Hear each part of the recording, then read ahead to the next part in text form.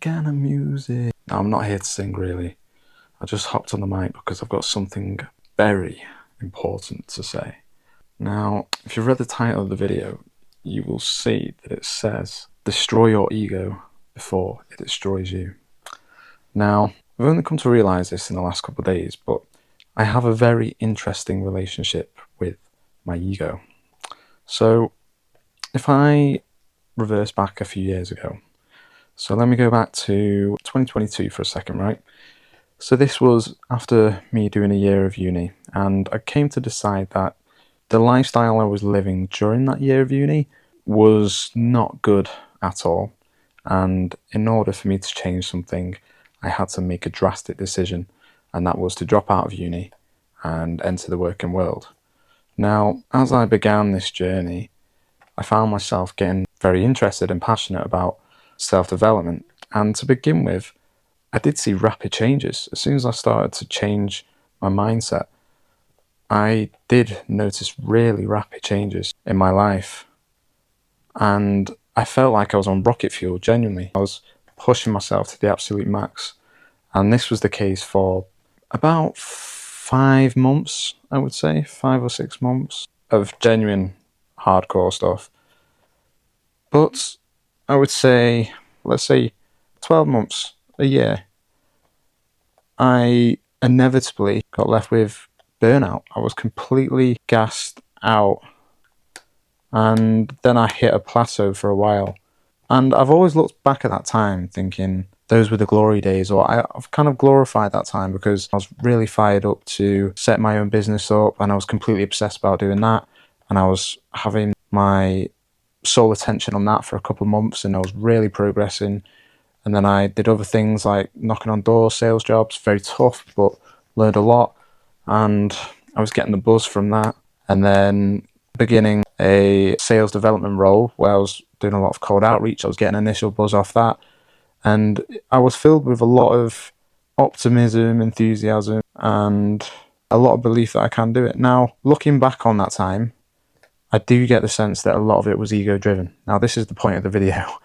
If you're still watching this, praise to you, because you have got way better attention span compared to 99.5% of the world. So credit to you. But I am circling back round to my point here because it will make sense what I'm saying. So I felt like then I hit a plateau and I didn't really know where I was going. And I started having really big existential questions, thinking, what should I do?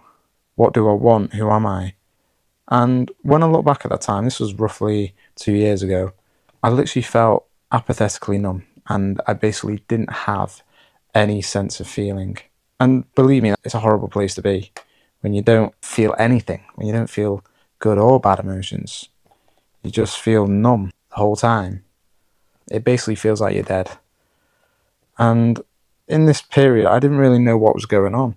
I couldn't quite work out why I was feeling like this, because all I knew was hustle, grind.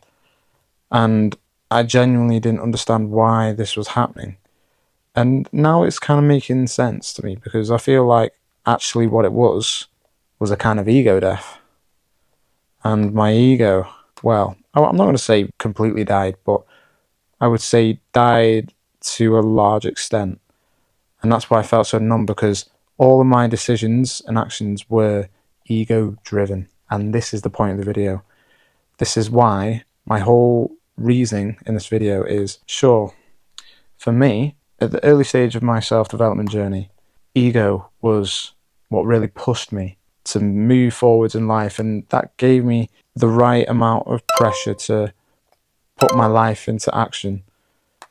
But coming out of it, and when it led to burnout, feeling apathetically numb, it's now dawned on me in the last 2 days that we as a collective have to work on making sure things are aligned with our values, our passions, our interests, and essentially whatever is authentically aligned to yourself. Because that way you're acting out of a place of real, genuine desire, rather than something you're doing because your ego is telling you have to. When you're acting from your ego, it's acting out of a place of lack, because your ego is the one that says, oh, you have to do this to prove yourself. And I'm going through that right now when picking job opportunities, I've realised that my ego has been doing a lot of talking, and that's why myself have kept resorting back to proper sales jobs that, looking for the right word here, that they require a lot of, I'd say a lot of resilience to them, because I would say that's the biggest thing I took from them. But the type of jobs that involves a lot of cold calling, speaking to strangers, a lot of outbound sales stuff, and I would say it's on the hardcore side of things. However, unless it's like your own very business, I get that, and something you're deeply interested in, totally understand you reaching out. But I guess a lot of it for me has felt quite self-centered and self-interested, rather than doing something I'm actually interested in. I'm doing it for the sake of, first of all, the money, but secondly, my own personal gain. And I know there's a lot of chat in the sales game about reframing that mindset and whatever. But for me anyways, I think ultimately it's about not listening to my ego, because my ego will, for example, I have this job lined up on Monday, which is in AI sales. So it's another sales job where I'll be cold outreaching, right? And already my ego's like, well, definitely do that, because you need to prove to yourself that you're not scared of doing those hard tasks and whatever. But it literally dawned on me the other day, I caught myself in that mental trap, and I basically stopped it and said, hold on a second. I've done this exact thing in the past. I've been there and done that, and I've done it at 2 different jobs, and that's over the span of a year. Why am I doing it just to prove that I can do the hard things, even though that I can? For some reason, something's telling me that I need to prove myself again for it, even though I know deep down it's not closely aligned with my interests and long-term growth. So that's something that I've really put myself up on in the last couple of days, and understanding that I do still have that ego voice in me, and it's only pulling me back in from a sense of, oh, I want those dopamine hits, oh, I want some validation, oh, because that's all it would be when I really get down to the nitty gritty. And I've become good at sales, but only because I've had a decent amount of time in the craft, and I've been through a lot of rejection, and I guess I am self-aware enough to understand how I can pivot to the best of my abilities in that sort of role. And it took a lot of time and grafting to get to that point where I can confidently say that I can do it my own way and do a good job at it. But that only came through me finding out what my authentic self is, who I really am. And for a large part, that was miscited.